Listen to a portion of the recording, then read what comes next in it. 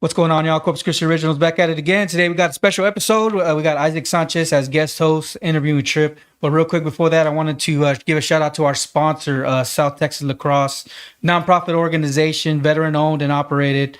The next event is September 27th at 10 a.m. Waldron Field.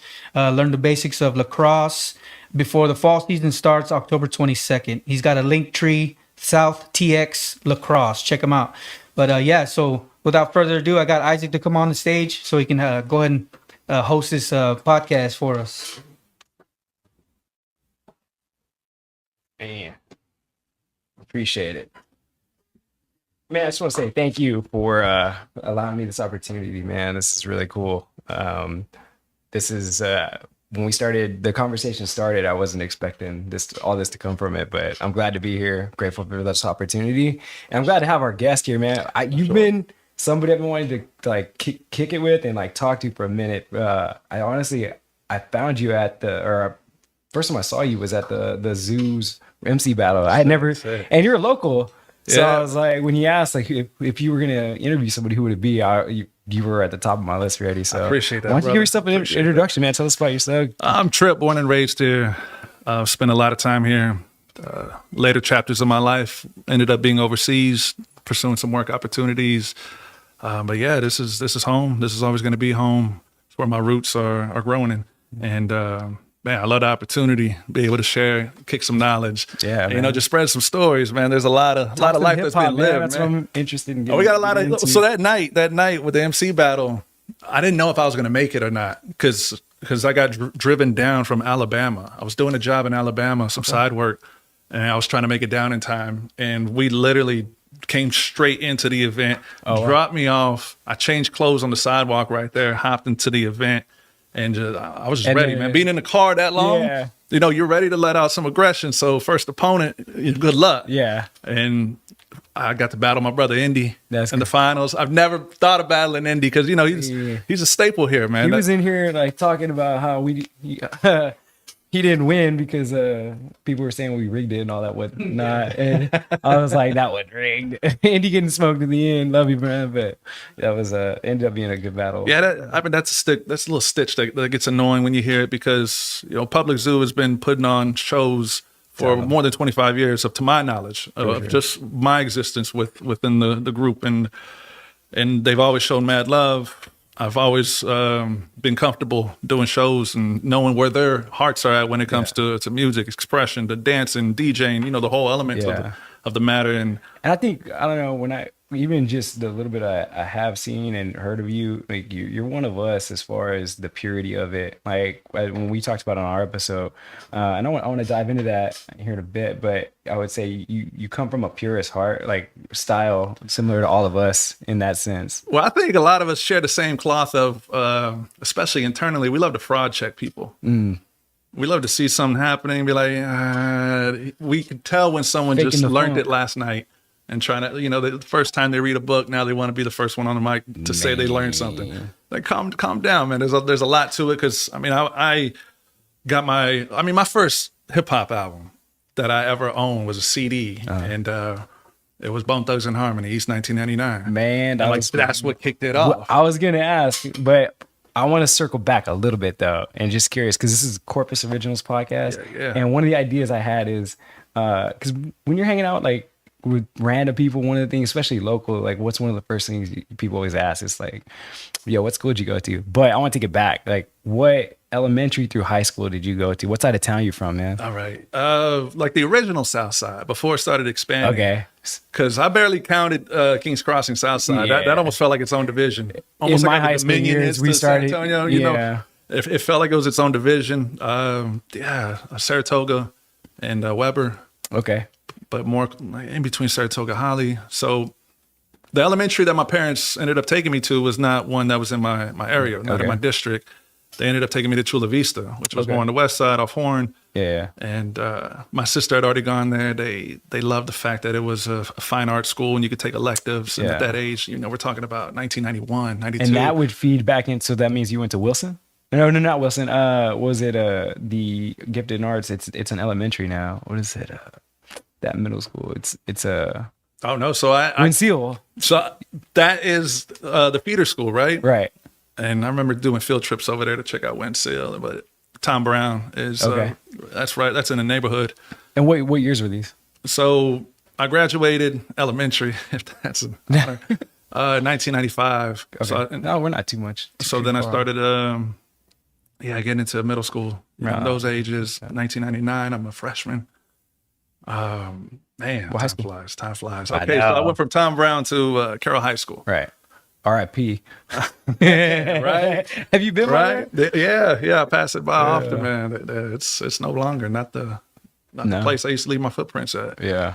And I only stayed there for about a year and a half. I then head to King High School. Okay. Went over there off of a sports move. I was super involved with sports. What sports? and Just mainly basketball. Okay. I played a bit of everything when I was younger, for many seasons, and that's what kind of built my rapport with so many sides of the town. You know, if Yeah. you're in, if you're part of sports, at least if you're playing 4 sports a year, If you're in anything at here, 6 years old, 7, 8, 9. I mean, these are 4 sets of teammates that you meet every year. So it's Yeah. at least 40 new friends every year that you're just collecting. And people don't understand that about Corpus. Like, there's a small town feel here that you have. Like, but is it small?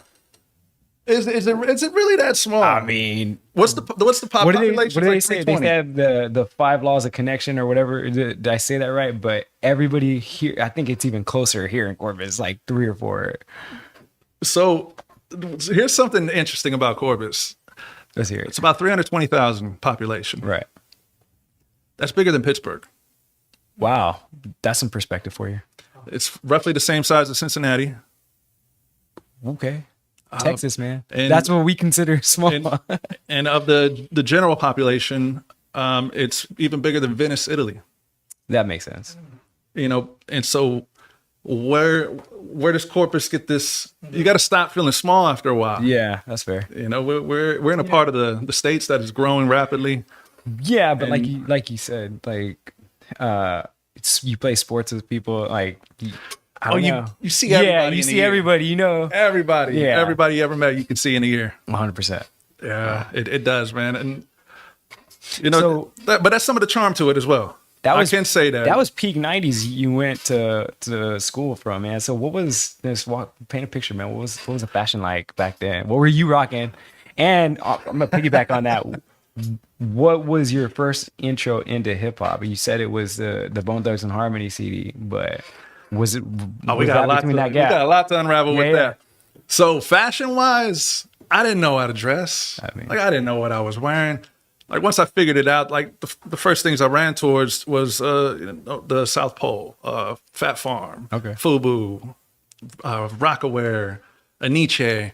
I was just running towards whatever was nice off the rack, like at Yeah, Marshalls. that's fair. And Ross, and or even at Burlington. That's where I Yeah. find my pants at. The only thing I knew how to do was wear jerseys, man. I was wearing them Champs jerseys, Athlete. them throwback ones in the early 90s. You know, that's all I wanted, size 40, size 44. You know, those good old days, man, when jerseys were affordable. Yeah, that's fair. So yeah, man, as a transition, the one parallel I loved with basketball in the 90s is that there was a strong connection with hip hop. For sure. And how hip hop was almost being adopted with basketball as That was kind of like a would you say partnering that was sound. the early years that was kind of coming around. Yeah, I mean, like when Spike Lee's doing, joints with Jordan, and you're hearing Heavy D, Okay. with Michael Jackson, like Yeah. you're starting to see elements of hip hop starting to take shape and form in pop culture. And I think Kinda breaking basketball through that. was one of the, Yeah. because a lot of hoopers think they can rap, That's fair. and a lot of rappers think they were once hoopers. Yeah. And Yeah.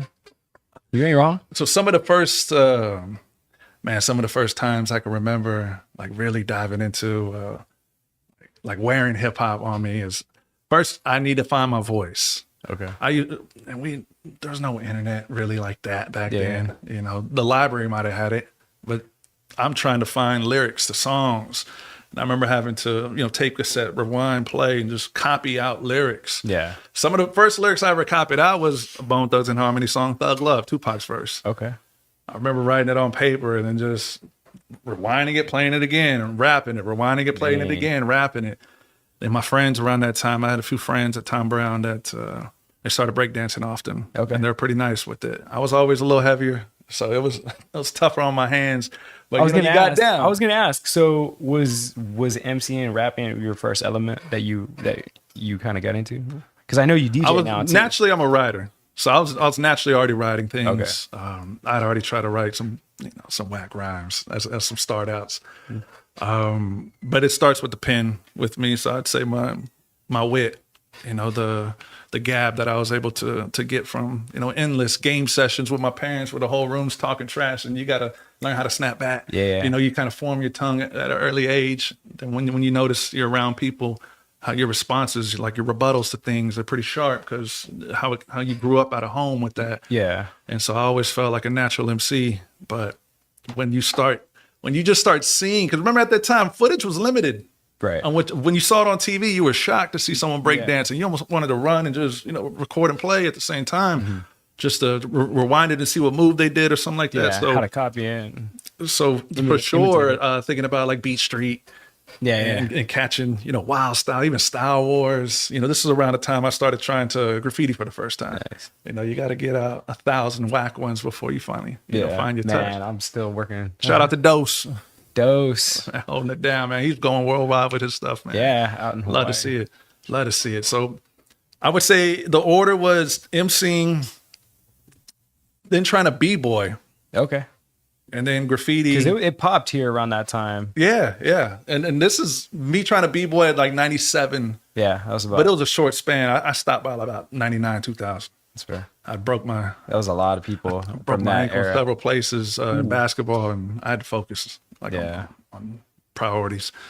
And so was there, we're talking like early years of Corpus hip hop right there. Was there a connection between the elements, or was it just like these cats are writing, these cats are breaking, and we all kind of just like-minded? Or was it like embraced as one culture back then? That's something I've always kind of wondered about. Just because someone may do the same things you do doesn't mean they're relatable to you. That's so fair. It doesn't mean you have to hang out with them. But I feel like it was maybe one of the most unrecognized formulas of a grouping of individuals that didn't know that they belonged together. Like a Down by Law pack, like you're from that cloth. Yeah. Like you see things like it's like a skateboarder and a BMX rider. You're like, yeah, same. We'll take like a skateboarder, because skateboarders adopted a lot of hip hop as well. Yeah, I love them for that. Tony Hawk, that's another separate memory. Elijah that Houston. Game, man. Yeah. Elijah Houston. That's Elijah. And but when you have somebody who's come from a different, like two different kids that came up in the same household that now met each other through two different expressions. But were the elements really rocking with each other like that back then? Or were you just like you say, you're cut from the same cloth? They were, but it was more aggressive. Okay. It was more aggressive. You had to test somebody to see if they were about it as much as you were about it. Yeah. That's where battling comes from. For sure. That's where you're marking out territories. You're marking out new tags because they beat you to it, and you're just bitter they beat you to it. Everyone wanted to prove it to each other. That's fair. But it was that iron sharpens iron, and what was left of that becomes crew. Yeah, that's fair. Kind of. What were some of the crews? Do you remember any from that time? Man, I don't. See, I went away to college. Okay. Right after high school, 2003. But that's right around the time when it was Flat Broke Hustlers, Public Zoo. Man, who was out there? E-Mac was out. 5 Cent. Willie Nichols was 5 Cent at the time. He was out. I'm not forgetting people. I'm forgetting hella names. It's all good. Hey, Gotti Gang was had a great stretch. Then soon after that, we had the Unbeatables, and then we had the Gulf War battles, and it was like the scene was rocking. I feel like the scene was really rocking soon after that time. But as far as crews back then, that's all. Man, my head was on just looking straight at basketball for it. It's cool. Wow. It just popped up on my Facebook. This is one of the only reasons I keep it around, is for the ability to see the memories on there. 15 years ago, I had I had my first breaking battle, and it was hosted by Public Zoo, and I was already kind of into it up until that point. I had been to San Antonio, kind of got exposed to what real Texas breaking looks like. Came back super motivated, and then the OGs, Indy and all them were like, "Hey, we're hosting a breaking battle," and I was like, "Oh, I'm gonna kill it." And it ended up being us versus a San Antonio crew. We had enough. We turned a one-on-one into a crew-on-crew, super improv, super hip hop, and it was a dope night, man. That night was after that first battle. I was like, this is it. And so it's pretty cool. That's a feeling right there, that the feeling of when it's over and you realize the state of mind you're now coming back out of, like you're normalizing yourself. Yeah. You just caught the glow. Yeah. For that moment that happens on stage, emceeing, doing shows, battling, you get locked into this laser focus to where it's just, what's my mission? Yeah. Like I'm going to execute my mission no matter what. And there's nothing that can disturb me. Nothing distracts me. I was going to say, no one's going to mess this up. You're just in your own element, and not a lot of people have experienced that. So it's hard for them to. That's what I wanted to talk know to why you it's so about. Is passionate there to us. like early years of battling? What do you remember your first battle as an MC? Or what are your earliest memories of battling? It would be like jonesing, really, like in the locker room. Okay. Like 2 bars set up. My name is I'm from or making fun of each other. Or we'll just do on the bus coming back late night from like a Harlingen game. And it's midnight. We're on the bus, and of course we cracking up. We got the victory and kick a little freestyle session. Now we can get a little silly. And it always turns into someone disses someone first, and then it turns into everyone dissing each other. Yeah. And so that that's a little precursor to it. But I just started noticing that I don't like the way a lot of people move. And I watch. I like to observe crowds. Okay. If you ever see me by myself, man, I'm looking at the world like an experiment. Yeah. I'm so zoomed out. I feel like I'm in the rafters watching the game. I'm not part of the game, because you can't notice the rafters if you're in the game. Right. But you notice everything that's happening in the game from the rafters. Yeah. So when I'm out by myself, that's how I like to move. I like to feel like I'm not noticed, because I want to be able to notice everything in the process. Okay. And so I started shaping my tongue towards, rappers only that I didn't like. Okay. And I used to, man, and it would come. There's an interesting tell, man. There's only a few that know about it too. When I was about 16, 17, I pinned a disc verse. I needed targets, man. Yeah. I need targets. I pinned a disc towards Third Degree out of San Antonio. Okay. Talented brothers too, man. I don't even know why I did it, man. I was young, 15, 16, 17. Feeling yourself. And I'm like, man, you want to climb the ladder, man. Yeah. And of course, I'm not gonna target someone I feel I can beat. I was gonna say, you always want to shoot for someone that talented brothers, man. There's a little danger there. Because there's talented brothers over there, and somehow, somewhere, in my $10 Walmart mic and Cool Edit Pro, nasty mastered, this 2-track version of this diss on the Nas "Hate Me Now" beat, and it got in their hands. And they caught wind of it. This is like right when P2P file sharing was available. So they got it. They got it. It took 10 minutes to send one song, but they got it. Which was quick back then. And they didn't like. I just remember they didn't like it, and they came down for a show, and then I heard my name mentioned, like that. Oh, that's Trip. I'm like, oh, there's like 12 of them, man. Like me and my homeboy Marcus, man, and no, they were cool. At the end of the day, they were cool, man. Did y'all throw some rounds or no? Nah, man, they were there for a show. Okay. And I was popping up to show love for the show, and just water under the bridge. They knew what it was, man. They knew I was whack at the time, just trying to reach to the top, trying to take some shortcuts by, throwing some rocks at some credible people in the scene at that time. Yeah. Like, same thing. My first original name was Ace. Okay. ACE, and that was titled because I was trying to be a better freestyler than the Freestyle Kings. So Freestyle Kings were popping, and I'm like, you know what? What better way to push yourself than to put a title on your back? Like, you put a target on your back by saying Ace when everyone's bumping Kings. And I had to sharpen the pen. I had to sharpen the tongue. And I wasn't afraid of the work. I'm always down to put in the work. And so what was your first actual sign up on a list battle? Do you remember? Man, I remember the beach having some battles. Or do you have any that do stick out that are yo, there was this one right here? Anything like that? The format to be what it was until Gulf Wars. Okay. It wasn't until, because I think Texas Battle League had come down. Right. And Michael White had battled a man named Stats. Okay. Stats is from Boston. Shout out to Michael White. He had, Stats to me had like such an ill delivery. Like I always looked at Cool G rap style delivery, the way he was formulating stuff. And I remember he was just talking loud after he beat Mike. And I told Mark, I said, I need him. I need to battle him. Because Styles make One fight. was already in discussions. And one thing about Gulf Wars 1 is not every battle that happened came out on video. Some of the footage, one of the best battles of all time was, I think, Loudmouth and K9. Back and forth, slugfest, rocking the whole venue. And it was right there, man.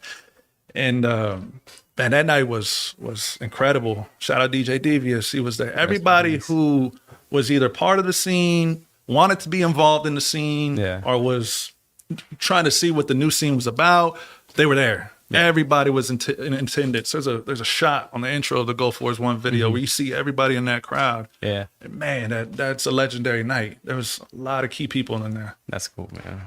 Shout out Magnus too. Shout out Magnus. Shout out Almighty Public Zoo. Man, Johnny Moog. We have Fang. So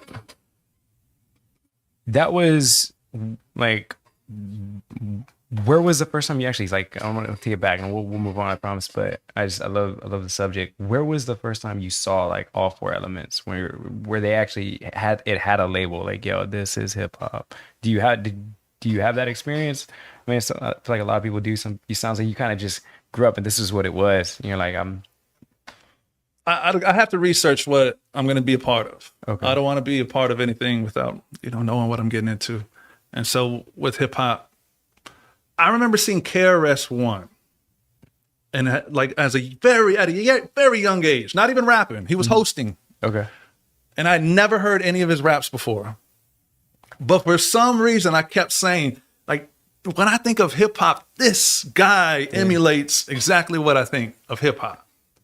Strong with his words, powerful voice, message behind everything, stature. Like, this is hip hop. Like, this is strength in hip hop right here. And then when I went to go listen to his first albums, Criminal Minded, and I'm hearing all this, and then in the libraries, I'm looking up what's hip hop. I see names like Kool Herc, Grandmaster Flash. I'm seeing Theodore, Funky 4+1 More. I'm seeing all these. And then I'm seeing New York City Breakers, Rocksteady Crew. I started seeing that, and then once you see it, it's like once you're exposed to it, the universe now is going to re-expose it to you in different ways. Yeah. So it's like once I saw that, a week later, now Beat Street's on, and it's the breaking scene in Roxy. Yeah, and you're trying to find a tape. I'm in the closet yelling, "Can I get it? Where's the tape? I need room on a tape to record this." Yeah, it's on TV, and so you just start connecting. They're rapping, they dance like this to this music, and you put it all together. There wasn't like one event. Okay. But for like emceeing, for like battling, Blaze battles, the ones that Idea took care of. I think KRS-One hosted that one, and then finding on like the first message boards of all time, like finding the forums days, Scribble Jam battles, and the DJ battles, and the breakdancing battles there, and.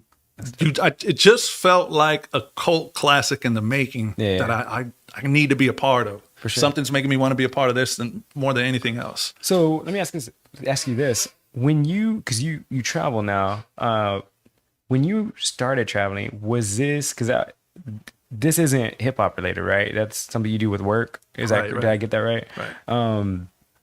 And I feel like that's kind of where like yours and I experience differ. But when you did start traveling, you were already an artist. Did you ever travel as an artist or for the art? Did you ever take any trips like outside of Corpus? Never. No. Never. Okay. Bills to pay. I mean, I hear you. It would be hella convenient if what you're passionate about pays your bills, but that's not the life for most of us. And you know what? A lot of the realness I've learned, like in hip hop, like it doesn't. Yeah, especially when you're not willing to cross certain lines or wear a certain brand. Man, I was listening to your album on the way over here, and your style is like, even though we come from different elements, like I love like that the beat behind it, man. Like that's I love. If you look at all my breaking clips on Instagram, like I love that East Coast feel, man. And I think that's what I liked about you that night that I saw you, was that style. But yeah, no, I was curious as far as if you ever did get out of Corpus as far as battling, or if you have any running out of gas on the way to Austin stories or anything like that. I mean, I've been able to be fortunate enough to do a couple shows in Austin so long ago. I barely even remember what I rapped or what I did when I was over there. In San Antonio, I had done some shows on campus because I graduated from UTSA. Okay, cool. And so I was able to do some shows whenever I'd find people who had open mics or spoken words, and I would go there and just grab some bars. That's actually something I wanted to get into too. So you are a bit of a poet. So I'm curious, who inspires you as an artist, man? Like what rappers? Because I feel like I have a list, and I wonder if any of the guys that I'm thinking of are going to be on it. So there's poetry, there's a spoken word stuff that I do, and then there's let's talk about the that. MCs. How long you been doing that? The spoken word's always kind of loosely been involved since I was in high school. Okay. I'd always loved writing. But the spoken word, it lets me stack multis and rhymes and wordplay in a way that a beat won't allow you to, based off of rhythmic limits. Yeah. You have to cut out a few words for the bar to hit right on the snare. You don't have that. So I look at that as like almost a rawer feel of how my writing can actually get, because much of the album, there's about 4 or 5 verses off this album that are heavily influenced, almost word by word influenced by foreign poems that I've written. Okay. And it's just, when I write a spoken word, it's about 7-8 minutes long. You were writing poetry essentially longer than you've been MCing, essentially, or is it about the same time? It's been about the same time. Yeah. That's cool, man. Like, because it gave me something to carve raps from. Nice. One thing about that I wanted to make sure with the album is I feel like there's a lot of albums now that sonically sound beautiful. Mm-hmm. Wherever you're playing it sounds amazing. But what's the replay value like? What's the longevity of the actual content that's on there? Yeah. Are you creating just 10 songs and calling it an album? Or are you creating 10 chapters to one book, and that's what you call an album? Right. And so I wanted to theme this project, and I didn't want to stray away from any of the themes that, I made sure to become this nucleus of this project I made. Who were some, but before we get into... Let's get into influences. Yeah, right? but also I'm going to ask that same question on the writing side. So who were some of the poets that you've studied, or that who inspires you, man? Bar none, I think one of the best wordsmiths and just articulate men of all time was Malcolm X. Okay. Dang. Malcolm X is, you gotta be sharp, because that's all he knows. Yeah. The way he can cut through a tense room, with such precision that he never loses confidence with any way he goes with with the points that he's making. He's high on that list. Gil Scott-Heron. Man. That brother right there. Man. That brother right there. Let me talk to you about that. So, and this is something just from my own journey, man. When I started breaking 16, 17 years ago, I was looking up all these Texas B-boys, man. And I found this one dude named Marlon. Shouts to Marlon Lazama if he ends up seeing this clip. But he's a poet and a writer. And it was a video. He's a world famous B-boy from Houston, Texas. Been all over the world. And I was already kind of watching his videos because I loved his style as a B-boy. And there was this one video of him reciting poetry. And I was like, what is this? And mind you, at this time, like, I'm living, I'm dropped out of school, going to night school for my GED, working. All my friends are in college. Like, it's kind of, I would say, a low point, right?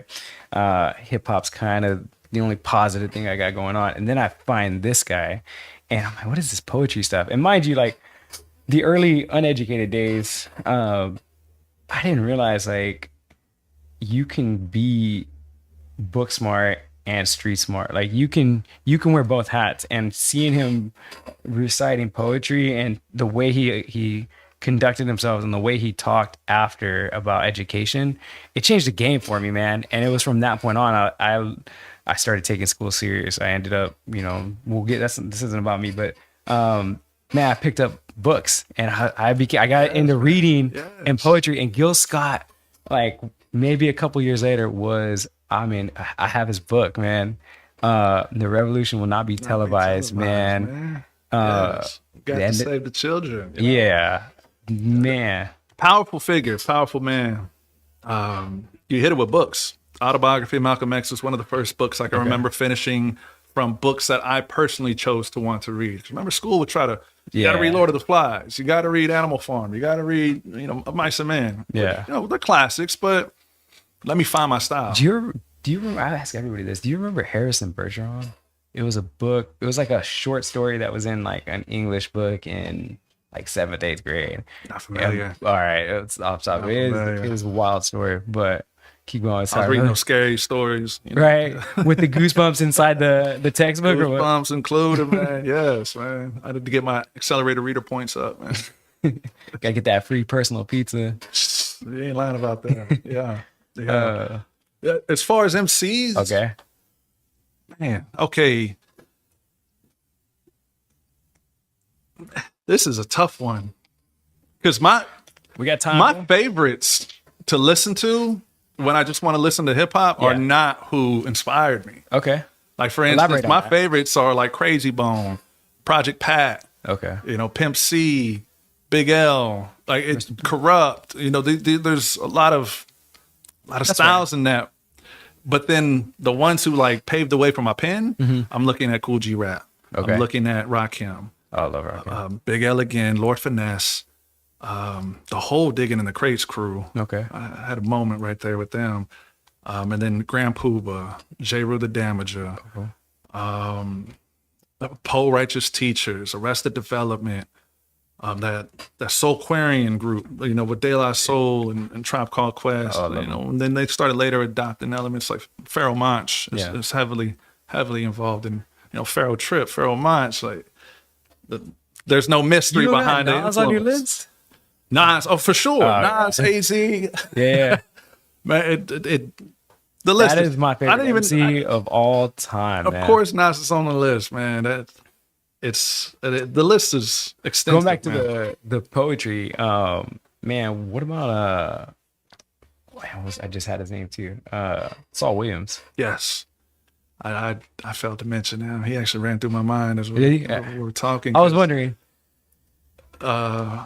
What's the joint he had? He did it on Def Poetry Jam where he had like a scroll. I was gonna ask about the Def Poetry. Man, there's some sick bars, man, that still echo in my head from some of his performances. Yeah. And he's a brilliant guy. Man, I used to love that show. Lemon Anderson, he was another one from that show that I would watch, follow. I had his book. How can I not mention Mos Def? Mos Def, yeah. Mos Def. I before I had the CD, man, that burnt CD, I need like 3 copies, scratching them left and right, man. But Black on Both Sides was getting much play. Black Star getting much play. I think Mos Def's verse on Thieves in the Night and on the Black Star joint is arguably one of the top 10 hip hop verses of all time. The penmanship on that is mind blowing. And that's one thing that I love taking with me overseas. Okay. Like finding which students, in schools, because I worked here for 5-6 years roughly before I made the jump. Okay. And I made the jump because I just felt the monotony kicking in too soon. Yeah, so walk us through that. So you do go overseas, and this is for work. Are you free to talk about that at all? Like, yeah. Okay, yeah, of course. Yeah, that's all good. It's all good. Come on in. So everyone, I feel like, comes across a point in time where they want to make a difference, an impact, bigger than what's just happening in their home, but they want to feel impactful towards other people. The simplest route for me doing that, having my bachelor's in philosophy, always, scoping the field is, how can I attribute some of my experiences that I've gone through already and help out younger generations? It's like a mechanic, right? Yeah. all these young minds are coming to you a bit flawed because the world we're living in is a flawed one. So it's raw ingredients coming to, and a mechanic just does some fine tuning so that when you leave the mechanic shop, you're riding much smoother, you're thinking much clearer. And that's why I like to treat the 10 months in the classroom like, and I'm doing it through the vehicles of math and science mainly. Cool. And so I was teaching 5th grade for the longest here for just math and science over at West Oso my last couple of years when I was here. And just life itself. The world it's not really a big place. That's fair. It's not really a big place once you leave. But I had to check it out. I need to see what it was about. I felt what was the first stamp that you put on that passport, man? It was China. China, okay. It was China. I literally finished 5th grade in June, and in 3 weeks arrived in Beijing. Okay. Raw. Walk us through that. And I never traveled outside of, I've never had a passport before then. Yeah. And so I was just ready for change. I was ready for the challenge. I'd always felt like I had a global perspective, as far as like a natural filter in my head of considering how things were, because America is relatively young as a country, very young. And there's soups in the Mediterranean area that predate America. Yeah. You know what I mean? Like they got foods that are older than America. And so there's a lot of hidden chambers out there. How does that work? Do you know like more or less where you're going, where you're gonna be staying? So yeah, there's a few online sites that allow certified teachers such as myself to upload their resume and be able to log in for a fair price. And what it does is they serve as a middleman. Okay. And all they do is provide links of available places that are looking for this, or this. You can filter out your searches. So I applied to about 20 countries. China's the one that responded back with the best offer. Okay. When they told me they're going to pay my rent. They're going to pay me more salary than what I was getting here. Plus they're paying my rent. Nice. And it's not coming out the check. Like it's as a stipend. That's enticing. And I took that leap. And what were some of the things you got to experience? Probably the greatest decision I ever made, man. But it's odd because we always build up a world in our head that isn't realistic to the world that we end up living. How so? I'm looking at China like, I'm going to China. Like I'm nervous, like knees weak, arms are heavy. Yeah. And you're walking through the airport. You don't have no service on your phone. Yeah. You're in a whole new continent. So you pretty much have no phone. You're by yourself. Your language means nothing there. Yeah. I was going to ask, how do you navigate the language barrier?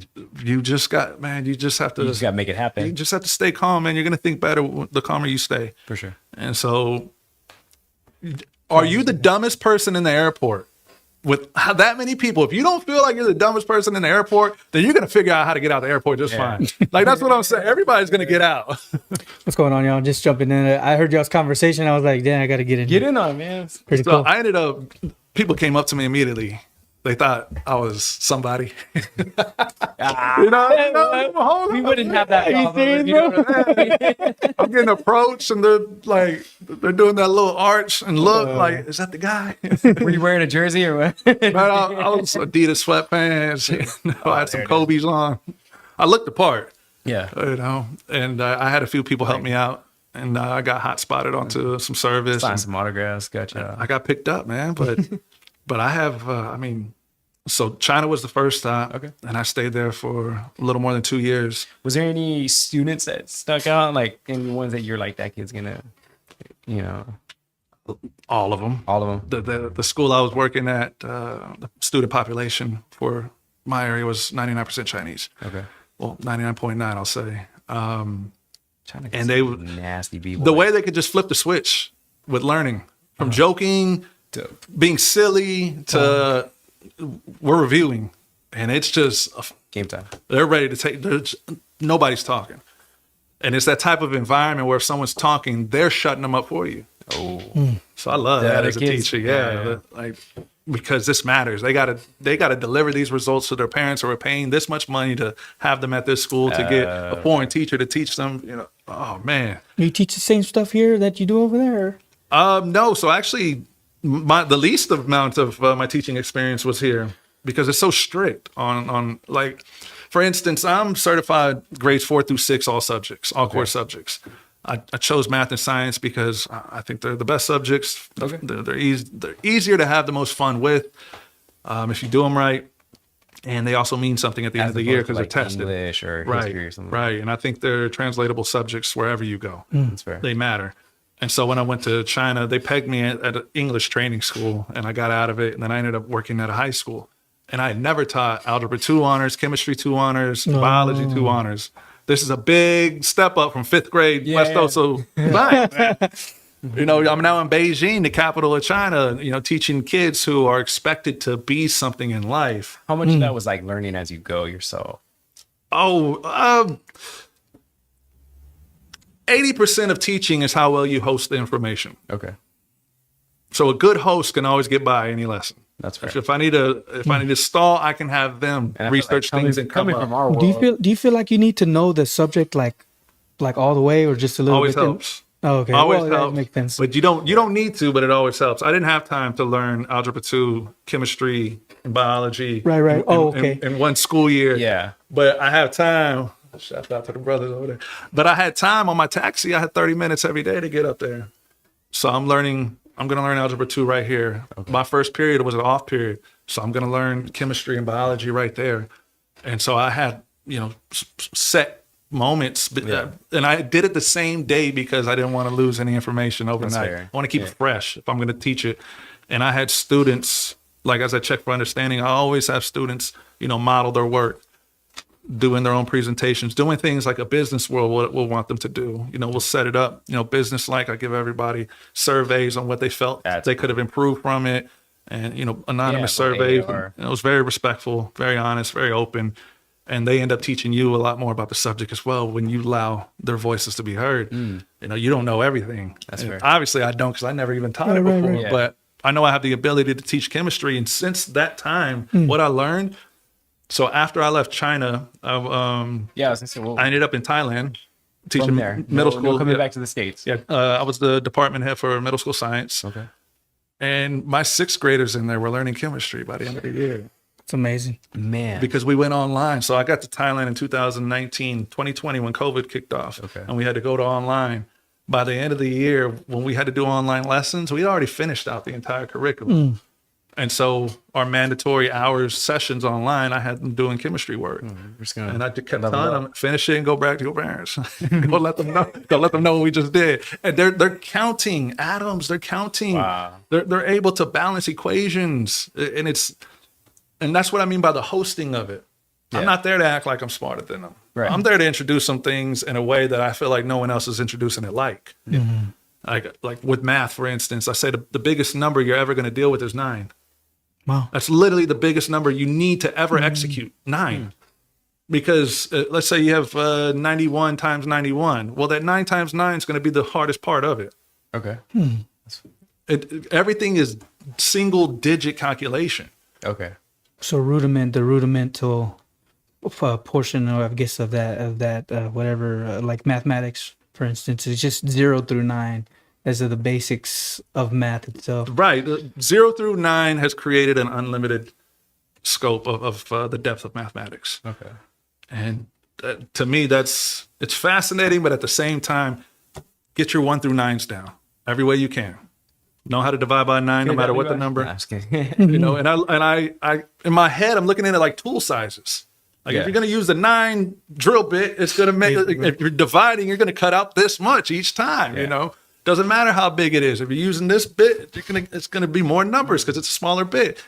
I have a million analogies I love tossing to students just to let them find their way. Because I never found a teacher that taught me a way that stuck to me. I had to figure it out myself. Does your stage presence, like, do you think it helps being a teacher and being able to deliver things like this? Yeah, because I roast them all the time. Like, I'm going at them, man. I'm going at them. Like, Did you start roasting people? Like, is that how or you know what I'm saying? I reinforce our objectives in a rather entertaining way while exposing the benefits and advantages that you have that I didn't have. I'm just like, You know, I have to give them, you know, it's just little things. I mean, you mean to tell me like you're hot, you're bothered, this is bothering you. You can't do your math. Meanwhile, you got air conditioning. Meanwhile, you got Wi-Fi. Meanwhile, you got a PlayStation at home. Crazy. Meanwhile, you get 3 recess breaks in the day. Meanwhile, your parents are getting delivered food for you for lunch that doesn't come from their kitchen. It's coming from this restaurant over here. Because I'm getting these kids, that they're paying $15,000 a year to go to these schools. Right. So I'm getting these kids. I mean, kids that have never been told no before. And then they meet me. Mr. No. Yeah. You better look convincing, man, because the world's gonna tell them no. Yeah, and I just remind them, like, you have all these head starts and advantages, but somehow you let me lap you. Because at that age, I could tell you what I was doing. And you know what? You may pay your way to get ahead, but when it comes to actual manual work, if all this shuts down, I'm needed way more than you because my skills show that. You should never allow yourself to not have the skills, because people are willing to pay for skills. Yeah. So equip yourself with enough skills that people are willing to pay for at the end of the day. Facts. Because daddy's money will run out one day. Hey. Facts. Man, that's cool. So you said China and then Taiwan? Thailand, that's right. That's a crazy place. Man, so what was next? Crazy place, man. Hold on, let's gloss over Thailand a little bit. I was in Pattaya, Thailand, and it's one of the last spots that have been pretty much renovated by tourism. Okay. It's known mainly for walking street, super huge red light district. And man, entertainment there is wild. I mean, you get some of your who's. I was doing a basketball tournament, and they flew us over to Vietnam for the weekend to go be part of this tournament. And on the plane ride back, some of my athletes, they noticed this. They said it was an artist. And he said, "You've played them in class?" Because I always play music in class. Yo, man, the only thing that's quiet are jail cells and padded rooms. Don't turn a classroom into one of those. Because I already got theories of how the education system has been monitoring, the prison system. Some of our schools even look like it from afar. Show somebody like Tom Brown. Take Tom Brown. Just do a quick scan, send it to somebody who doesn't live in this country and tell them, what is this? And they're going to say a penitentiary. Wow. Or if you look at all the new designs of all of the schools locally, it's all the principals award and teachers, correctional officers. You get an hour of rec time. How do you feel about homeschool? How do you feel about like homeschooling kids? I'm more in favor it the more I live. Because I'm aware of, like, my teaching. I've literally taught every grade, every level. And I feel comfortable being able to not only teach my kids, but a lot of it's having the time to be able to do that too. Yeah, it's tough. But there's also life missions I want to do. I don't want to teach algebra to somebody and it's just paper algebra. Right. Now let's go to the store. Here's $20. Show me 3 ways that you can buy these items, or how much of each of these items. Give me 3 different scenarios that make it work, because that's algebra. And be able to now translate that into a script and have them see how that script represents what they just went through, because the test is learning the script, and not everybody knows the script. I don't.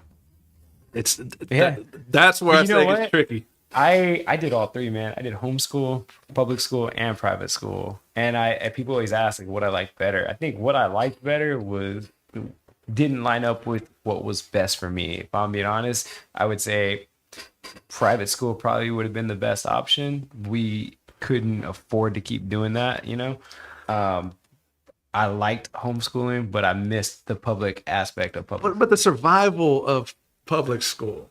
Yeah. You learn, well, especially how we went through it. Yeah. Because there was no knowing everybody. Going back to public school, man. There was no knowing everybody. Yeah. Now social media has connected everyone. You have the whole classroom is following each other. That didn't exist in our day. No. You only talked to maybe one person if you got lucky to have a friend in that class. Yeah. And you had to make friends, and you're looking around like, I already don't like that person. And I'm not even allowed to sit near that person at lunch. But your inner monologue is speaking to you, and you're finding out your insecurities. That's actually, man, one of the questions I had for you too is growing up in your times and our times. I was, like I said, I'm only a few years behind you. How do you think it compares to now? Like kids growing up today.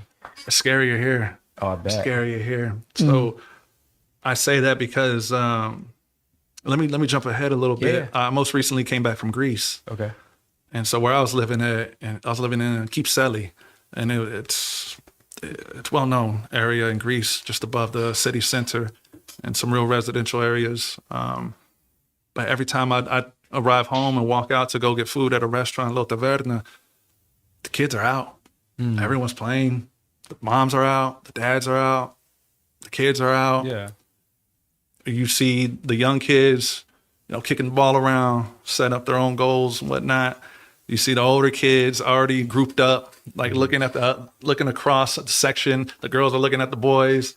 They're figuring out how they're going to break that ice. Yeah. You see Life happening. You see the other youths that are like hiding in the alleyway, smoking their little cigarettes they stole from their mama's purse. I was feeling like it's 90s in a way. Like some of the last images I remember seeing in certain areas of just being outside. You don't live inside. And not being afraid of what's coming. And you go home for protection, comfort, rest. Right. Because of what's outside. But if the neighborhood is taking care of itself and watching itself like that, there's no place you'd rather be than outside. Have you always been like an observant person? I've always felt that way. I've always felt that. Is there like a moment that like, or that's just how how you are, What opened my eyes the most, I'd say, especially on a global scale, is in 1996. My parents had already been trying to raffle off and win Atlanta tickets for the Olympics in 1996. And after like a year of being in these raffles, they showed us what we had gotten from it. And we had a bundle of tickets, including the Dream Team 3 that was up there, and the women's Dream Team as well. Lacrosse event. So, I mean, we're going, but we're not flying. We're taking a van. A van. So I begged my parents to get me like a little, almost like a 5x5 box black and white TV that had the connections for my Super Nintendo. And the two games I rinsed the most, of course, Mario Kart. You got to do it at 50, 100, 150 class, old school style. And King Griffey Jr. baseball. Because you can do home run derbies, everything, man. And so I rinsed those. We got there. But when we got there, I'd never seen that many cultures in one place, hearing that many type of accents and languages, all there for one purpose. And it's almost like I got the world under one umbrella. Before I even got to middle school. That's cool. I got to experience about a week and a half of that.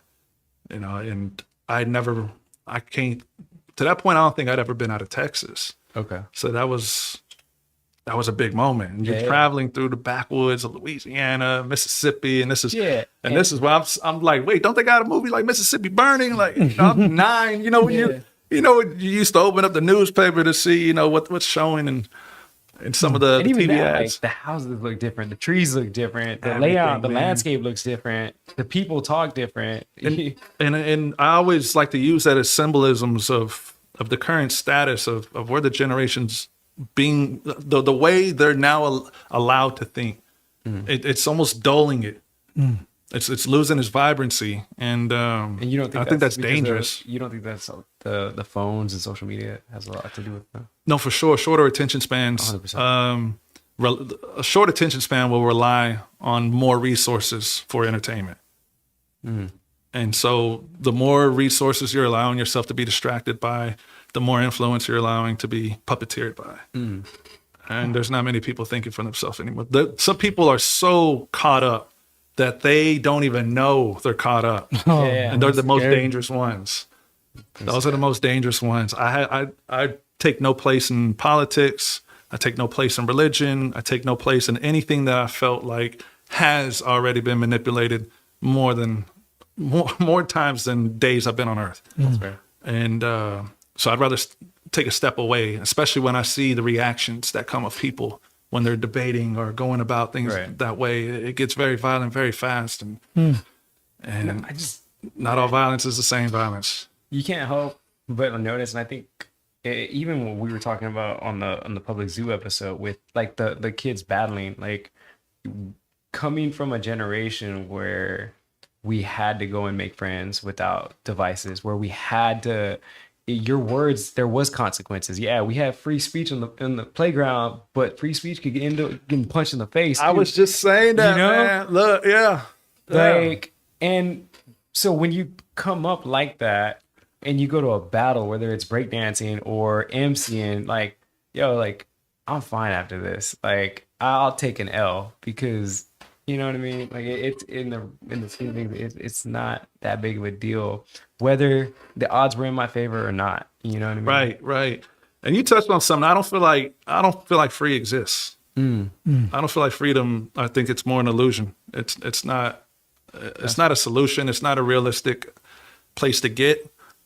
I have it as a step above the word hope. Okay. The mindset of being free, that's something that should be of relaxation and bliss almost. And I feel like if you say we're in the land of the free, no, we're just in a place so big that we don't even know how far the fences stretch, but they're there. Wow. That was real. You know, they're there. Look at recent events, you know, what freedom of speech gets you. Like I said, there's people that find those fences and then they want to stand on them, and hey, don't, you know, you can't have it both ways. You know, words are weapons. 100%. And how do you think religious battles get started? Yeah. So if you want to try to justify one thing or justify another thing, you know, everything has consequences. Yeah. You know, and even to a deaf person, you know, they'll feel the energy. There's still the energy behind it. Yeah. You know, I have a friend of mine who's deaf. He breaks with me here and there. He's one of the most annoying. No, I'm just kidding. Angel, I love you, man. If you see this. Everybody get there, bro. So let's go back to leaving Thailand. Okay. Yeah. Everything shut down. Yeah. We have 6 p.m. curfew. They shut down the beaches. They shut down alcohol. They shut down bars. They shut down everything. 6 p.m. Everyone's home. I'm 2 minutes walk from the beach. I can't even go there. You know, they got it like. I was gonna say, and they're policing this. Yeah, it's policed, and I got to get out. Talk about not being free. Wow. So I ended up getting a flight in June. I got a flight to Qatar, from Bangkok to Qatar. Okay. It was an 8-hour flight, and there was only 3 people on the international flight. And I was one of the 3. Oh man, my legs. And I don't like flying already. So I just asked for some whiskey, well, the whole bottle. You know, what am I going to do? I'll go to sleep quicker.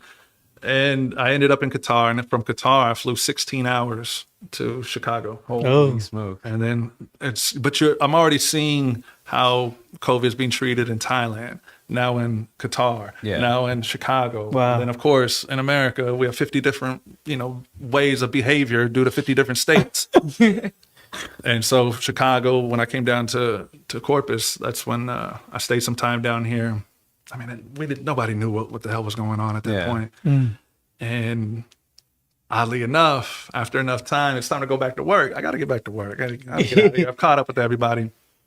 And I ended up taking a job in 2021, and I flew there in September, and it was in St. Petersburg, Russia.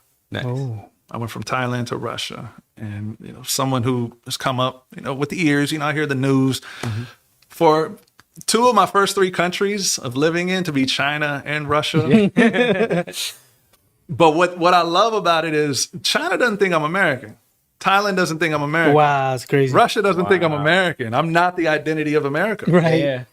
So I'm being called Brazilian. I'm being called exotic, Egyptian. Hey, I'm like, how did you get your name, I guess your MC name? So Trip is Pharaoh, right? It's PharaohTrip. So the PharaohTrip came from, you know, me just deep diving into ancient Egypt and, you know, discovering just a whole lot of truths at a certain layer that gave me confidence that there's more to be seen. Like this earth has a lot more to be seen, and this is just one example of possibly dozens, you know, different sites. Trip is short for triple. So my real name's Marcel. Okay. But my father's name is Marcel, and my grandfather's Marcel. So I'm the third.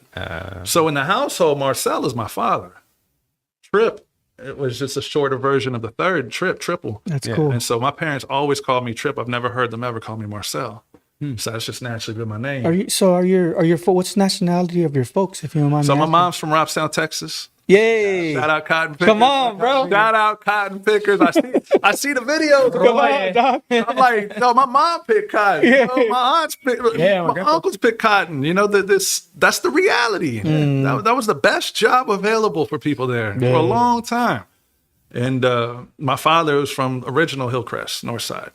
Okay. Wow. And so he came, my father was born in 52, my mother's born in 55. So if you think about the crossroads that it took for a Mexican woman coming out of Robstown and a black guy out of Hillcrest. Oh, wow. How did that go over when they met and when they told their parents? Because even that's real too. Yeah. You know, they almost crossed the tracks to meet, you know, because a lot of people don't even know what that means. You're not supposed to cross the track. A lot of people don't even know what crossing the tracks mean. And they had to really work that out together. You know, pretty much two underdogs that found victory. That's awesome. Yeah, and everything they've done is everything they worked for in life provided me for a platform where I'm able to see what I'm able to see right now. Nice. You know, that's the strength of them. Yeah, what are your thoughts on the Hillcrest? I guess because they got the decel and all that stuff going on, and people are saying they're pushing them out or whatever. I don't know the whole story myself.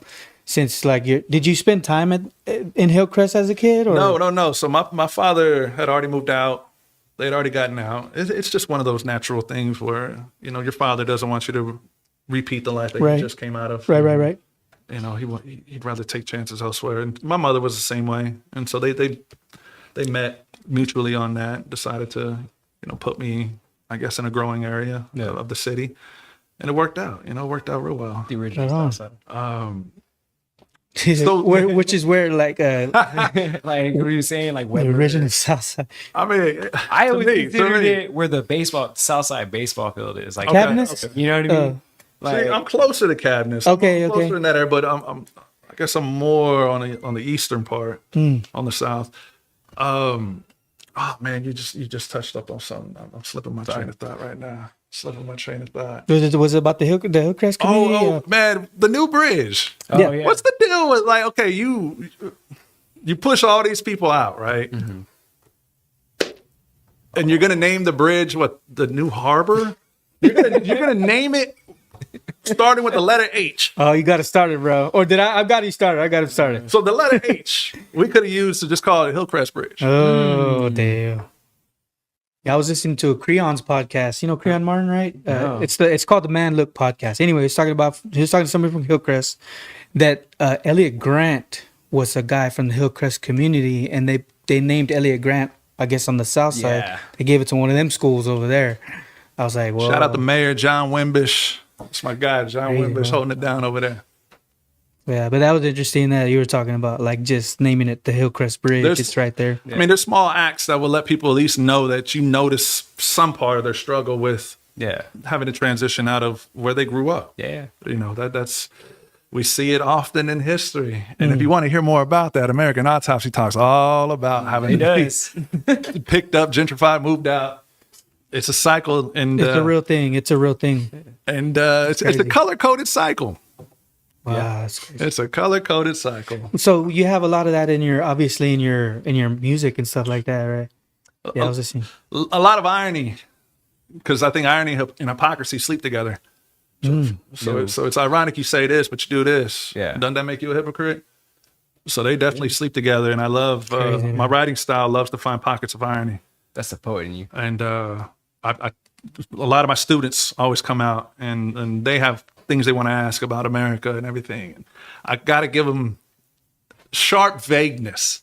For instance, I have a bar where I say, if it can be fixed and it's not fixed, well, guess what? They don't want it fixed. So if you find a solution that's pretty sound, and it's Occam's razor, the room agrees on it, but somehow it's not gonna work. They're not gonna put it into practice. They don't care about it. They want you to spend your time talking about that. Yeah. You know, because it gives more attention to what they need. Yeah. You know, their pockets feed off of attention, commitment, showing that you're still raising your pom poms when they're on screen.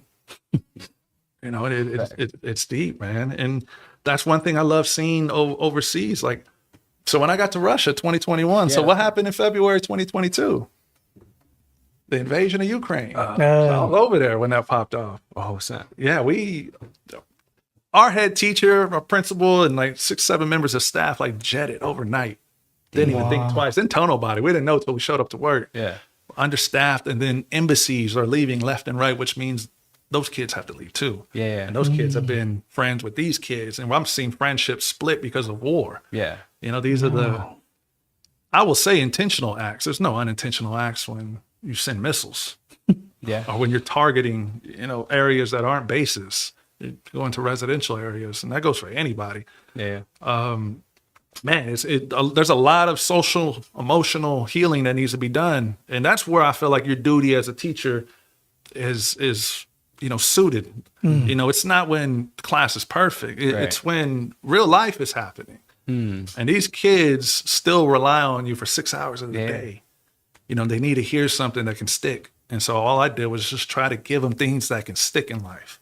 You know, I pretty much threw out the curriculum. Yeah. And I said, what do we need to do right now? So like when we had English classes, a lot of it was them voicing out, you know, personal frustrations and venting about, you know, what's currently going on. You know, because we can't be loud about it. Yeah.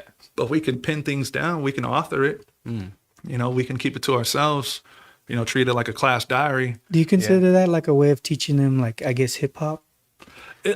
Everything is hip hop, man. Everything. Everything, I'm man. starting to think that because I've been having you guys on and stuff like that. I'm like, man, is what I'm doing hip hop? You know what I mean?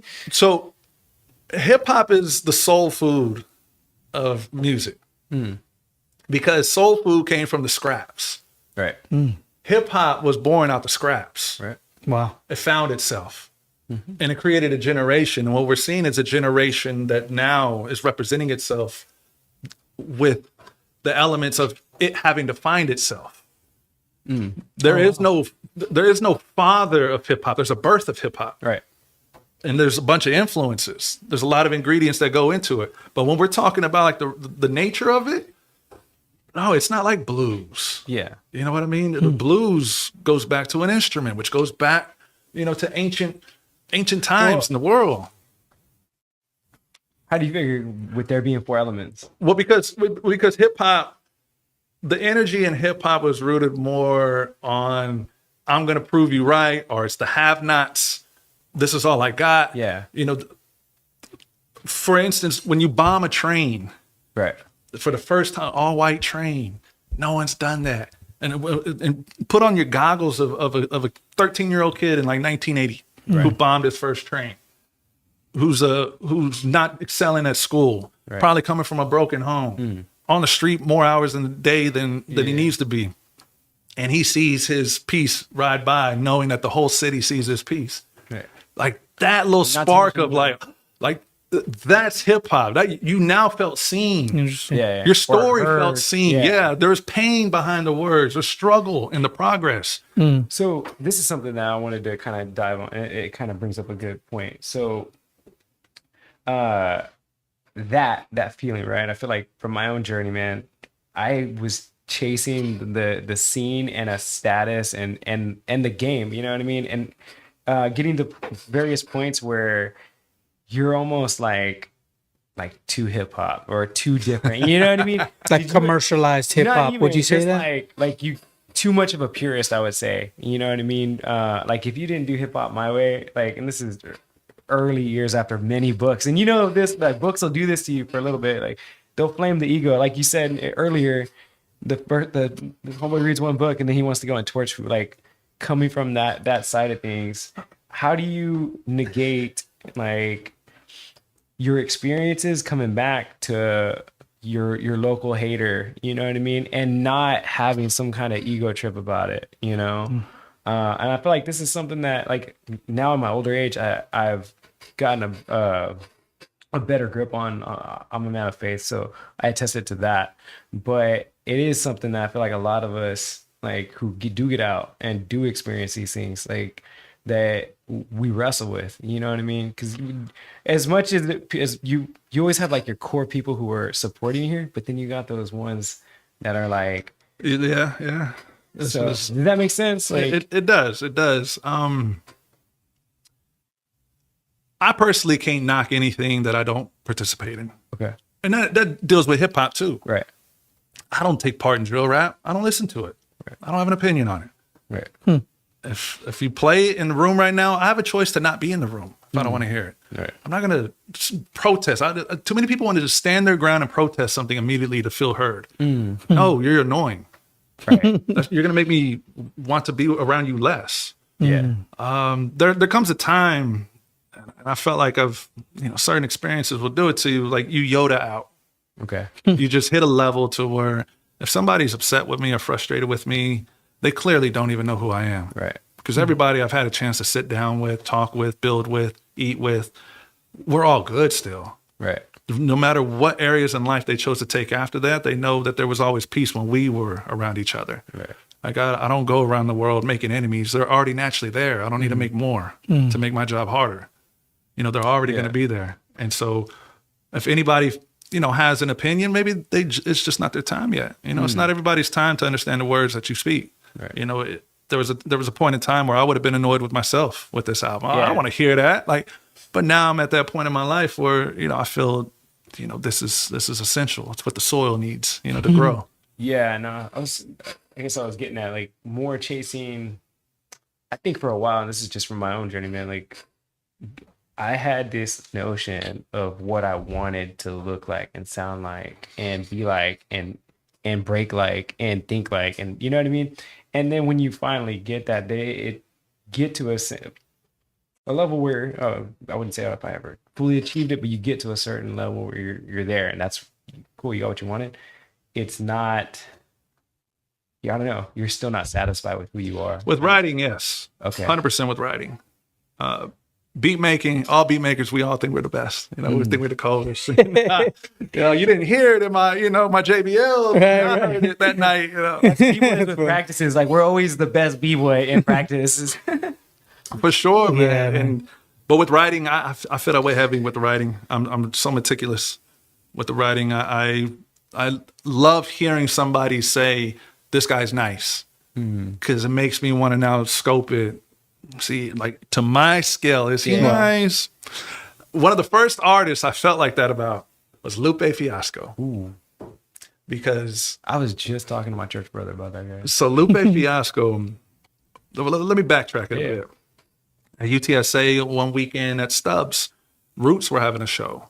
And so me and my homeboy PJ, shout out PJ, we got tickets to go see the Roots. We show up, and we didn't know that Jean Grey was also on the undercard, and that Pharaoh Monch was on the undercard. Okay. But they were introducing this young brother to the world, and he goes on stage, and long story short, it's Lupe. Oh, he hadn't even dropped the music video yet, but he had the songs done, and I mean he was a talented guy, but just friendliest guy in the world, right? Like he's a young kid, like on stage, and I'm already looking at him with lasers in my eyes. Like, if he calls someone to battle, I'm running on the stage, man. I'm ready. I'm just ready for attack. Especially when it comes with the pen, wordplay, everything. I can't be boy like that no more. I'll battle a kid in class. I'll style. You just won the zoo. What is it? The rap battle, right? That's cool. Congrats, man. Shout out to Zoo. The producer wanted to know if you had to learn Mandarin. Now you just learn, man. You learn a lot of phrases on the go. I can't read or write Mandarin, but there's plenty of phrases that you just learn on the go. And I need something like have a good day, I believe, or I'm a little rusty with that. Talking about was it Lupe Fiasco? Yeah. It made me think like just you talking. Like, do you feel like you're a competitive person? Oh, for sure. But I don't show it. I don't show it. I'm the same way. I don't like to show my cards. Thank you. Because a bluffing deck could win. A bluffing deck could win the pot. What'd you say? I said a bluffing deck could win a pot. So you don't know what I got, but I know I'm working with some aces. Yeah. Remember my first name. Dealing with an ace. Bring that back. Pocket aces. And so, man, that came through sports, right? Through competition, constant competition, and that's where you find your grit, how you figure things out. Where now the world becomes applicable because it takes practice to get better. Yeah. So whether you're going to get better with tools or with instruments. Funny that you say that, man. My wife and her family are extremely competitive, and I mean it could be like Sequence, the card game. It could be Monopoly, Uno, man. Monopoly. I'll split a household, man. sequence is their jam, but it could be basketball, pickleball, whatever the case, man. They are extremely competitive, and this is my personality, man. Like if I'm angry, I don't know. He's gonna lie and say I yell, but he don't count in the corner. But I could play a 10-year-old in basketball right now in the back of the school. There ain't no friendly one-on-one. Nah, but my wife's always like, "You're not competitive," and I'm like, in my head, I'm like, man, I'm one of the most competitive people I know. I just don't go about it the way y'all do. Well, because if it bugs me, I'm not gonna go out and say it. You know what I mean? Well, if you show your armor, someone's gonna attack. Like you said, And I don't always want to leave the house ready to defend myself of attack just because I'm wearing something that's going to magnetize somebody that wants to challenge me. 100%. So I'm not going to go out, being loud and obnoxious 100%. And say I'm this, I'm this, I'm this, I'm this. No, my confidence lies within. Yeah, I don't need to remind anybody. And when the time comes, we'll prove it. We'll see. Exactly. And that's what a moment felt like, at the MC battle. When I hadn't been in the scene in forever. I now came back, and it was good to make a splash at the pool. That everybody felt, and no better crowd to do it around than the ones that have been supporting me from the beginning. Right. And I'm not crew, but we're family. Facts. Digging the dreads, bro. It took a while to get them there. Oh man, I get Lenny Kravitz, I get Bob Marley, I get overseas, man. So I used to have the fro, like the photo I submitted, man. I used to have the fro, and that was at the time where every airport I was in, they're thinking I'm Colin Kaepernick. It's funny, bro. I couldn't go nowhere. I get Zach De La Rocha when I had, more baby dreads. But yeah, so going back to Russia after the Ukraine situation, I ended up getting illegally taxied out on land because the situation with the airport was crazy. Wow. They were charging like $5,000 to get out through flying because they knew all the European airports were banning Russian planes because of NATO. It was all that. This is a whole other podcast. I can't wait to go. I got some strong opinions about it. But long story short, I get help getting taxied out, pretty much coyoted out, crossing the border. A few problems at the border when they see my American passport, but it wasn't. It was nerve wracking, but I got everything I need. I'm not American, remember? And but the crazy part about it is the guy who got me out, his name was Igor. Shout out Igor.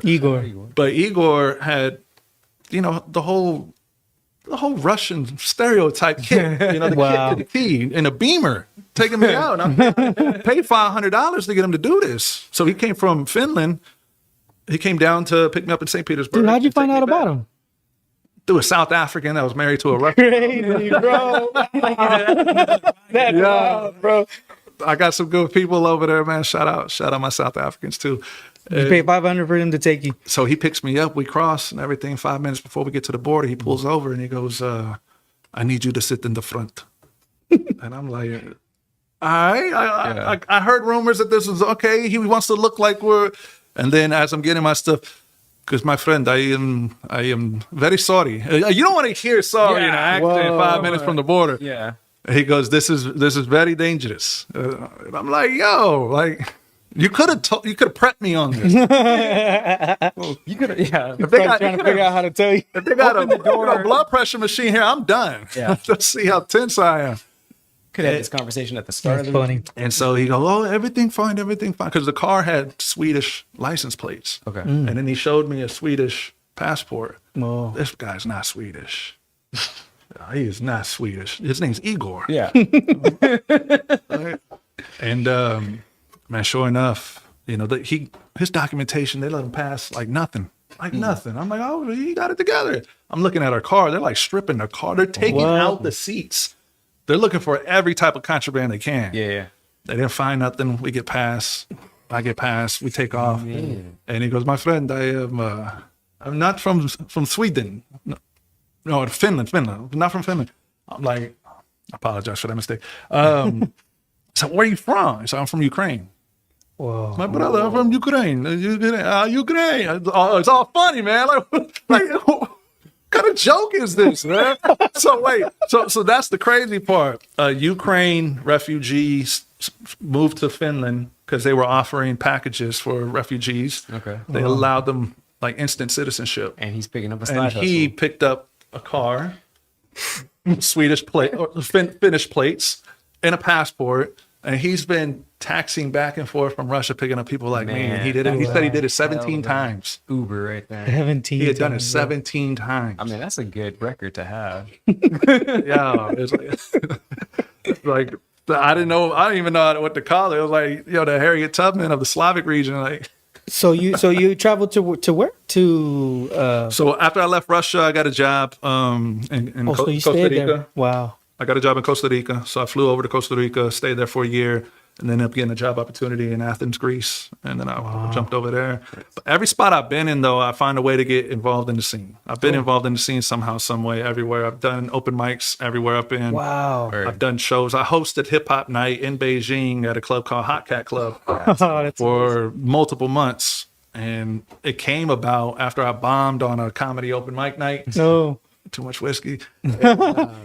I bombed bad. I liked it. So the manager said he enjoyed my set, and he said he was thinking about, he was playing some Pete Rock and Premier beats, Okay. and everybody left, and I was like, can I rap? Is the mic still on? So he said yeah. So I started freestyling in it. Didn't bomb that. Like 15, 20 minutes. Like we're just freestyling. My homeboy Rupert's right there, and he calls me over, said he wanted me to. He said I looked the part to host hip hop night there, and so he let me do it. And this What's guy, that supposed to mean? this guy is a Uyghur, the Uyghurs of China. That's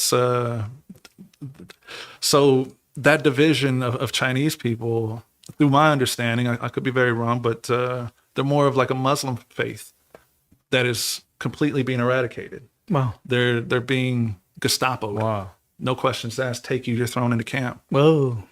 And last I heard, his shop was boarded up. Like it's intense. They don't document it. They don't talk about it. Yeah. It's not to be talked about. In China, you get prepped. Every year you get prepped at the same time, not to talk about the 3 T's. Taiwan, Tiananmen Square, and Tibetan massacres. Wow. You can't even search it. I hope this video doesn't get taken down. And if you bro. talk That's all about I'm it saying. enough, if you talk about it enough in your group chats in China, Yeah. you'll get a knock. They'll come knock on your door, figure out what you're doing. That's wild. That's definitely changes your perspective on. So coming back to America, Yeah. especially Corpus, that's why I'm like, I don't have any problems with no one here. I'm here to support the scene. I'm here to just, implement a lot of the So thoughts not- and ideas that I feel I've like at my incorporated. age, like that's kind of where I'm at too, man. Just supporting everybody, and I think you and I kind of met at a dope time. It's been a great conversation with you, man. I'm sure you and I could chop it up for hours. Oh, for sure, man. We got a lot to talk about. Oh man, I mean, we only touched on the battling, like nowhere near as much as I wanted to. I wanted to get into your traveling. I wanted to get into the poetry, man. Like a lot of people don't realize how into it I am. Oh, you're into it also? Yeah, man, I kidding. love poetry. I write it with the goal of doing an open mic one day, but I've never done it. I've always chickened out, and that's because I love speaking in front of people. I've done like public speaking at my old jobs and stuff like that, but just that is it's on the to-do list. And just every time I get close, I chicken out. Stick to the pocket of your. If I had any advice, stick to the pocket of your delivery. Okay. Don't write to a beat, but the pocket of your delivery. Yeah. There's certain parts of the bar you want enunciated, but then don't leave that absent when you get to the next bar. No, you just introduce that part, reintroduce it, like you're nailing home a part of it that should be delivered differently. Yeah. I would tell people to focus like that because a lot of it goes monotone. Right. Because a lot Some of of my favorite fear poets, of man, are the speaking. ones that are animated. You know what I mean? Like the Saul Williams of the world. And the I feel like I'm saying something I should have said a long time ago, and I'm finally getting the time to say it. So I'm like anxious to say it. I'm like, did y'all know? Like, and I just started going on it like that. So you have to present it to an audience at one point. I prefer to. I don't write. Everything I write, I plan to speak out about, and that's what helped me shape how I write. nice. With the intention of it being seen by multiple people. I think for me, as much as I would like to, I'm comfortable just having a black book and writing things down. I use being on various platforms, whether it's something like this or speaking in front of people, to get that itch out, because it's something, or even at work, talking to people and controlling a conversation and being able to bring in others. And I feel like that's so much more natural. And that's why I asked earlier, is there an aspect of the performance in the classroom? Not another similarity, man. I was subbing in between jobs recently, and I loved it, man. I was subbing kindergarten. Yeah, it was great, man. But I think above all, being personable. You're speaking to real people with real problems. Right. You're a real person with real problems. Stop being so many characters. You got to keep up with every character that you mask yourself with. The more you stop, the better you feel in every room you walk into. right. And so like at school, students know immediately what to expect when I walk into the room, because I don't change. Right. You're going to get this every day. There's different versions, but it's the same person. 100%. And as far as with the emceeing and all that, yeah, man, I see, like, kids always bring me their favorite songs and stuff, want me to listen to stuff like that. And again, I'm like, he's trash. You know? Yeah. I'm better than him. But you gotta, you can't lose touch. You can't lose touch. It's important. It's important for your mind to stay relevant with what's going on. 100%. Your interest may not have to, but keep your mind sharp and relevant to the awareness of the full scope of what to consider. You know, the glory of going to a supermarket, it's not the few items you purchase, it's the option of how many items you can purchase. Right. And so let your mind, always be available to explore any chambers it needs to, 100%. To fully develop. But, you have your chambers that you're going to often go to. It's just keep the other doors unlocked in the meantime. Absolutely. I think of it like you always have some type of something creative, because I'm creative. Like, I played guitar for years. I've been in bands and stuff like that. And I feel like even this podcast is a part of me being creative. So Absolutely. I think there's always some avenue of creativity. Man, I haven't even told you about the Bow Wow diss I did in the MySpace days that caught. I did a Bow Wow diss defending Will Smith. No. Because Bow Wow I was looking for any reason to diss people. So I was like, wait, he dissed Will Smith right after he did What do you think about what else Will Smith did to the comedian? Words are weapons. Be careful of the response. It was like, good thing it wasn't a gunshot. Wow. yeah. Everybody wanted to talk negative about Will Smith, but he didn't kill nobody for what they said. I've been slapped for saying the wrong things. Lesson learned. Yeah. Chris Rock ain't gonna do it again. But at the same, well, Not there, yeah. his brother's the one that's been talking mad now. Oh, shit. But I dissed Bow Wow. I wanted a reason to diss Bow Wow for a long time. Really? He became like the BET heartthrob, and that's when BET was making this big Yeah, I change. mean, MySpace days, so. Yeah, Okay. BET was turning into, like, Robert Johnson sold it. Everything was getting commercialized out. This is when they're getting Snap Rap and all that. Laffy Taffy's coming in the mix. And Bow Wow just for existing, I dissed him. And and so that track there was like 50,000 plays off that in a MySpace day. So I'm like, what? And so I'm getting hate mail from all his little teeny boppy fan base. Wow. And a message board for Jazzy Jeff Fresh Prince message board. I was Googling, to see if anybody was picking it up. And they had a whole discussion about it. And it eventually got me to join the discussion, to let them know, I did it, because they were loving it. So why not, why not join a room and speak highly about you? And so I hopped in there, and there's a few people I met there that I still keep up with to this day. And this was 2005, 2006, around that time. And I would do songs. We'd send verses overseas. And one of the guys I did, the Breaks, shout out Breaks. One of the songs we did in 2006, we were able to link up when I left Russia. I went to London, and I hollered at him, said, I'm in London for a few days. We linked up. He played the old song, and in the park, we did like a little verse video with it. Right. And it's crazy to think that, 11, 12 years after you make a song, you finally meet the person you did the song on their territory. Man. In a park in London. Nervous. That's cool. Wow, man. Cool dude, too. Cool That's dude, too, hip-hop. Man. We're worldwide, man. We're worldwide. Man, thank you for coming on. For sure, Thank man. you for having me Yes, and letting me have this opportunity to do this, man. This has been such a dope experience. Man, I'm looking forward to, man, we're going to work together one of these days, man. Something, whether it's riding or some more zoo events. Wish you the best with your travels. I know you're getting ready to get out of here. Yeah, man, about to go see my better half. Yeah, man. You know, same. the one that keeps a smile on my face. Yes, sir. This world tries to take it off. Yeah. Got to find the people that put it on. Bars. It's good having you. Thank you, gentlemen, for this conversation. Wait, before we go, is there anything you want to say before we go? Man, American Autopsy, my debut album. It's just meant for the ears, man. It's if you had any frustrations towards this country at one point in time, there's definitely some bars in there for you. I think we all have a lot to say. It's just we don't feel like we are allowed the right avenues. We feel restricted on the ways we can say it, especially now with more speech laws and what you can put out on the internet and what you can't put out. It's like they're trying to filter what's raw. You can't filter raw. It's either raw or it's not. And so American Autopsy is an uncut scope of how I've been looking at things. Being multi-diverse. I'm a cocktail of cultures already with my bloodline. Mm-hmm. And so shout out to Trenton who mixed it down, Kaya Vance, the Quota team, Bobby Glory, Trey, man, that group really inspired me to get back into the music. They're some of the first that once I got back into the scene, I was able to watch them. Mm-hmm. Some great young talent over there. Kaya's poet laureate of the city, and so being able to watch them perform, and they introduced me to Trenton, who sound engineered the whole project for free. Man, this man did it like. Come on, man. Yeah, you ain't beating that. I can't pass an opportunity like that. I mean, he ain't free no more. Right? My favorite song is the bar.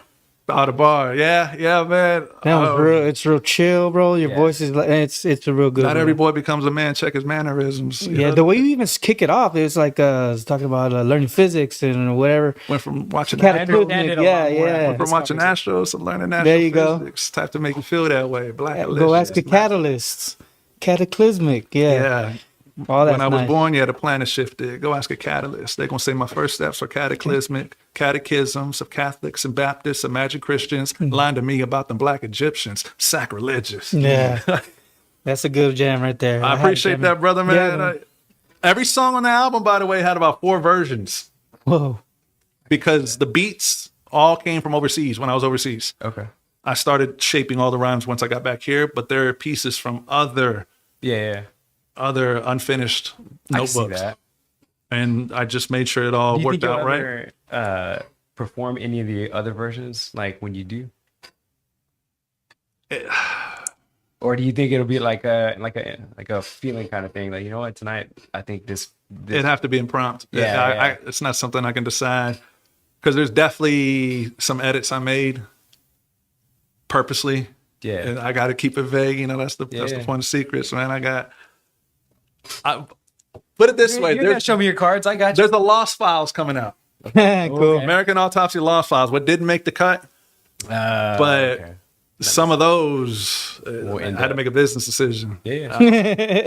Oh man, I keep a cutthroat, man. I feel like we've all been dealt shady hands, and